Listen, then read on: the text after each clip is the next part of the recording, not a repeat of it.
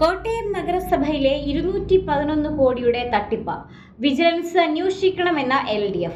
നഷ്ടം വന്നിട്ടില്ലെന്ന മറുവാദവുമായി ചെയർപേഴ്സൺ.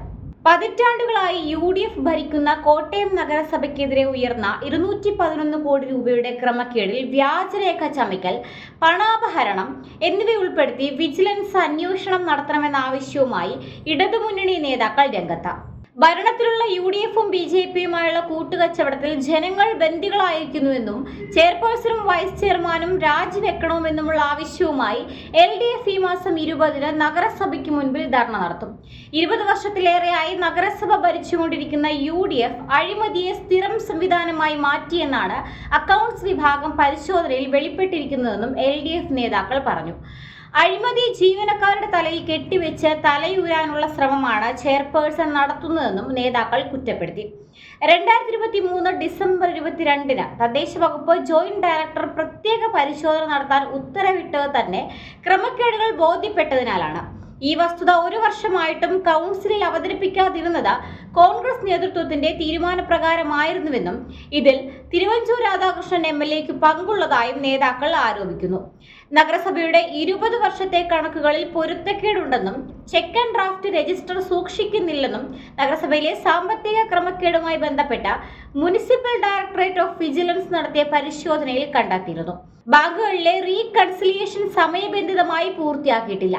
നഗരസഭയുടെ വിവിധ ബാങ്ക് അക്കൗണ്ടുകളിൽ നെഗറ്റീവ് ബാലൻസ് കണ്ടെത്തി. അക്കൗണ്ട് സംബന്ധമായ ദൈനംദിന പ്രവർത്തനങ്ങൾ നടത്തുന്നത് വേണ്ടത്ര പരിചയമോ പരിശീലനമോ ഇല്ലാത്ത ക്ലറിക്കൽ ജീവനക്കാരാണ്. 20 വർഷത്തിലേറെയായി UDF നേതൃത്വത്തിൽ മാറി മാറി വന്ന ഭരണസമിതി അഴിമതിയെ നഗരസഭയെ സ്ഥിരം സംവിധാനമാക്കി മാറ്റിയെന്ന വസ്തുതയാണ് അക്കൗണ്ട്സ് വിഭാഗം നടത്തിയ പ്രത്യേക പരിശോധനയിലൂടെ വെളിപ്പെട്ടിരിക്കുന്നതെന്ന് LDF നേതാക്കൾ ആരോപിച്ചു. നഗരസഭയുടെ ഫ്രണ്ട് ഓഫീസിൽ സ്വീകരിച്ചു വരച്ചുവെച്ച ചെക്കുകളാണ് പണമായി ബാങ്കിൽ എത്താതിരുന്നത്. ചെക്കുകൾ ബാങ്കിൽ അയച്ച് തുക ലഭിച്ചുവെന്ന് ഉറപ്പുവരുത്തുന്നതിന് പകരം ചെക്ക് ലഭിക്കുന്നതോടെ നഗരസഭയിൽ പണം തരേണ്ടവരുടെ ഫയൽ ഒളിപ്പിച്ച് പണം തട്ടുന്ന രീതിയാണ് ഭരണസമിതി സ്വീകരിച്ചതെന്നും LDF നേതാക്കൾ കുറ്റപ്പെടുത്തുന്നുണ്ട്.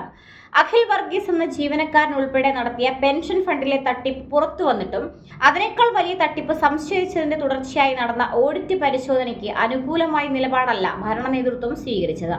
വിഷയത്തിൽ കൂടുതൽ പ്രതിഷേധ സമരങ്ങളിലേക്ക് കടക്കുകയാണ് CPM. ഇന്നലെ DYFIയുടെ നേതൃത്വത്തിൽ നഗരസഭയിൽ ഉപരോധ സമരം നടത്തിയെങ്കിലും സമരക്കാരോട് കയർത്ത് സംസാരിക്കുകയും സംഘർഷമുണ്ടാക്കാൻ ശ്രമിക്കുകയുമാണ് നഗരസഭാ ചെയർപേഴ്സൺ ബിൻസി സെബാസ്റ്റ്യൻ ചെയ്തത്.